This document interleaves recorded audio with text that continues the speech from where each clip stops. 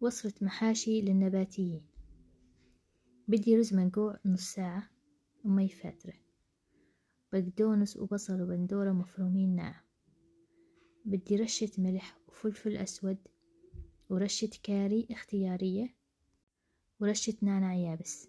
كمان ضفت ثوم مهروس مع نعناع أخضر، هرستن مع بعض وضفتن على الحشوة. وبدي زيت زيتون، نخلطن كلهم مع بعض وبنحشي المحاشي، سواء كانت كوسة، سواء كانت باذنجان، سواء كانت ملفوف. هاي الوصفة كثير طيبة.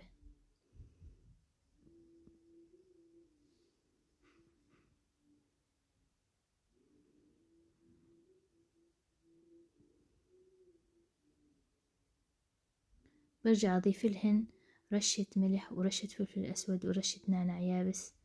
وهون كنت حالي دبس بندورة مع مي ضفتن، وبس يستوي عندي بده ساعة و40 دقيقة على الغاز بضيف له رشة كزبرة تعطيه طعمة كثير طيبة. بس حبيت أفرجيكم كيف بطلع من جوا.